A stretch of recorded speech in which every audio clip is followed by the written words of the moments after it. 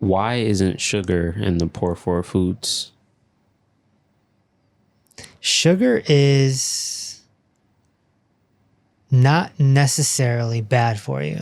Mm-hmm. It's got a bad rep, no doubt about it. And if you overdo it, it will certainly do harm to your body. But we got to stop being scared of it. It's not the sugar per se that's harming your body. It's your ability to handle the sugar. That's the problem. Mm. So there's two reasons why someone might not be able to handle sugar. The first one is their pancreas is weak. It's not doing what it's supposed to do. And number two would be you're missing some key minerals that process sugar. The mineral that begins with a C and the mineral that begins with a V. The name of my future dogs. If you don't have those minerals, you can't process sugar properly. And if you can't process sugar properly, then it's going to be floating through your bloodstream. And that's when it does damage. Yeah. And I wrote about this in my book, Reverse the Cause, in detail. But you don't want sugar floating through your blood. It's going to create inflammation. And that could affect wherever it lingers, your brain, your heart, whatever. Yeah. So it's not the sugar that's the enemy. It's not like gluten. Gluten destroys you from the inside out. Oils create free radical damage. Fried food, same thing. Fake food, kind of the same deal. But sugar, if you're under 200 grams a day, you're pretty good. 200 is kind of the cutoff. Some people say 300 if you're active. It just depends. But I like that 200.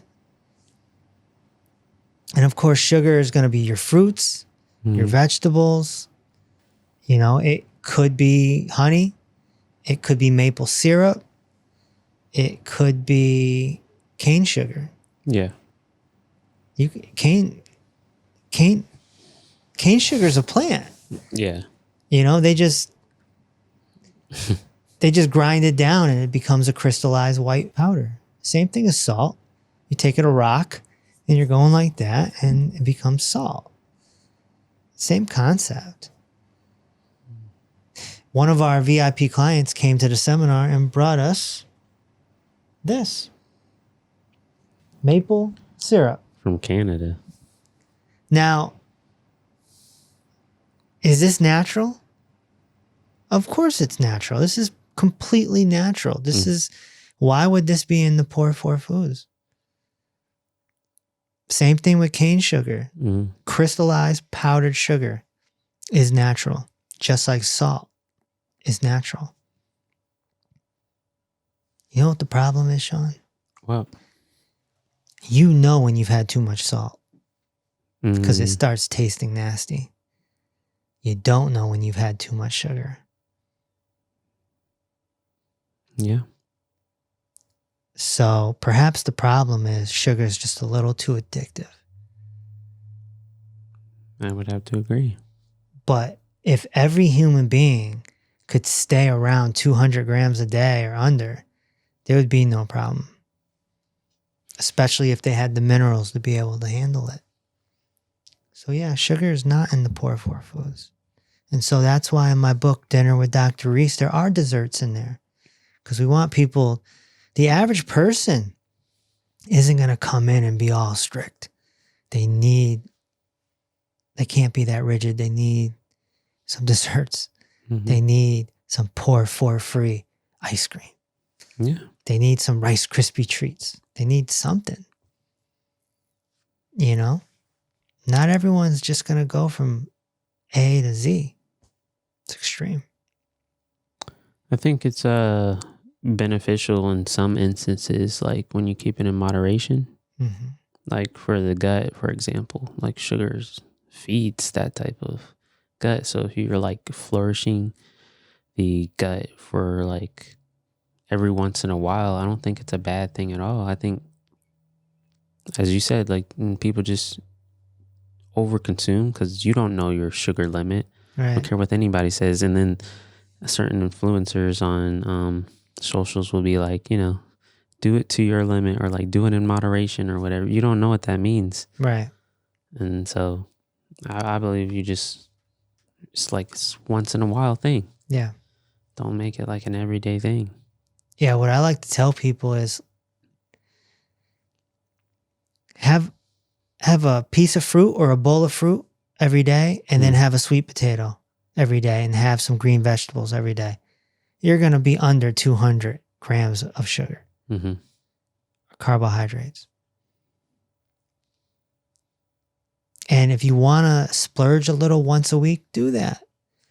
I've been on record 1,000,000 times saying that I have popcorn once a week. Mm-hmm. That's sugar. Yeah. That's starch. And I don't nibble it. It's a lot. I mean, I overdo it. Yeah. I melt some ghee. I pop popcorn, no oil free. And I just drizzle on so much ghee and then tons of salt. And it's going down for about an hour and a half. Popcorn takes a while to eat. Mm-hmm. And then you kind of nibble on the kernels a little bit. And then you go pop some more and you come back. But what am I doing after? I'm taking my sugar supplements because I want those 2 minerals that begin with a C and a V. And that's going to help me process the sugar. And it's once a week. So someone could very easily do the same thing with a Rice Krispie treat or with our vanilla ice cream, something out of the cookbook. Mm-hmm. It's not meant to be consumed every day. Once a week is fine. I want balance. I like balance. Yeah. I do recommend the whole carnivore, high-fat carnivore in certain cases, but it's more protocol-based. Yeah. It's more like, okay, you're going to reset your hormones or you're going to reset your insulin levels, right? But I only recommend that for a few months and then slowly bring sugar back in. You need balance. There's a reason why the old idea is meat, potatoes, vegetables. I mean, it's a pretty balanced meal. Yeah. You think about it. It's pretty balanced. And then a dessert. It's balanced. So imagine you got a steak, you got something green, broccoli, asparagus, whatever, okra, and you got a sweet potato, and you layer it all in butter. This is a good meal. And then when you're done, have a Lara bar or have an apple. It's a nice, balanced meal. No poor foods. No gluten, oil, fried, and fake, gluten, oil, fried, and fake, gluten, oil, fried, and fake, gluten, oil, fried, and fake, gluten, oil, fried, and fake. No gluten, oil, fried, or fake. Where do you think the fear of the sugar comes from? It's social media, influencers promoting that it's addictive like heroin, which is a fair point. And people saying that it causes diabetes. Well, not a fair point because there's not enough context in that. And people saying, it causes heart attacks. Again, not enough context. So it's just people spinning narratives and it goes viral and it gets stuck in people's heads. Yeah. It's not a bad narrative. It's not a bad narrative. It's like it's not like if you don't eat sugar, your life is going to be bad. I just couldn't put it in the poor four foods. I just couldn't do it. Yeah. Now, if you're taking that sugar and you're making a donut, well, that's obviously a very fake food. It's filled with gluten. It's, Fried. It's got the oils in there. Yeah. It's all four. Yeah. Yeah. Yep. So, but this stuff is natural, man. It's very natural. Yeah. People were under one of the posts on the page. It was the Rice Krispie treat. Yeah, yeah. And they were like, how could this? Sugar is poisonous. It's all of this. I mean, it's clear, like, people are just, like, distraught about sugar. But yeah. I think the idea is that too much of anything, even too much water, is poisonous. So Sure. You got to define what poison is. Yeah. And I don't know, just those people are clearly being brainwashed by some of our own people, the alternative community that just, goes into their extremism where it's like, no sugars, no this, no that. Yeah. And I think, to your point, I think one of the big keys with that false narrative is weight.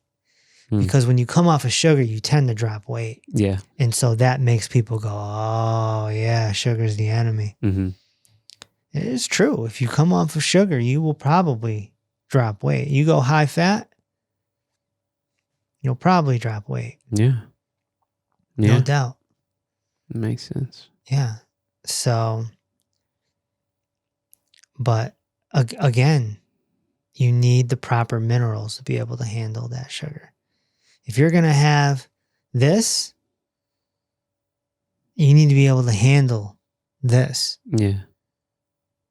It's not like water where everyone can handle it. It's not like even fruit. Sean, even fruit. This is something I had to come to grips with because I'm a big advocate of fruit. When I was in the detox movement, fruit was everything. Mm-hmm. I've done 100-day fruit fasts, back in the day. I know fruitarians. I know how powerful fruit is. But what I've come to learn is fruit and cane sugar are the same thing if you can't handle sugar. Even though fruit is healthier than cane sugar, you still need to be able to process that sugar that goes into your bloodstream. And you need those two minerals to do so. So you got to get healthy from head to toe, and then you can handle sugar. How does someone know, like, how do they know they can't handle sugar? Well, they might carry weight. Mm-hmm. They might just have symptoms. They might feel jittery, have trouble sleeping. They won't know. They won't know. That's where a discovery analysis might come in. Yeah. But think about this maple syrup here. What do most people do with this? Put on some pancakes. They put it on pancakes. What's pancakes? It's a cake. It's a cake. And what's a cake? It's sugar. It's sugar. Yeah. So they're putting sugar on sugar. Now that doesn't make any sense. Yeah. So that's all. That's what I'm saying. You just have to be responsible with sugar. It's a responsibility. Sugar is a responsibility. That's all. Definitely don't go over 300 grams a day. But I think 200 is a good spot. I think 150 is perfect. Eat fat. High quality animal fats are going to get you where you want to go in most cases. But don't be afraid of the sugar. there's so much context that needs to be spread when it comes to food. And it's hard to get that context in little 1-minute videos. Yeah. And that's why we do these longer ones. So yeah. You ready for some maple syrup? Thought you never asked. Jumpstart your head-to-toe healing journey with the Dr. Reese book trilogy. Peace Over Pain is the cult classic that explains how head-to-toe healing works and how the medical monopoly doesn't. Reverse the Cause lays out the root causes to over 60 chronic conditions. And Dinner with Dr. Reese is a unique cookbook that contains 100 recipes without the destructive pour for foods. Together, all 3 books set you on a path to head-to-toe healing. Get yours today on Amazon, Audible, or peaceoverpain.com. Also, if you'd like to ask a question, tune in every Tuesday at 6 p.m. Eastern for Dr. Reese Live.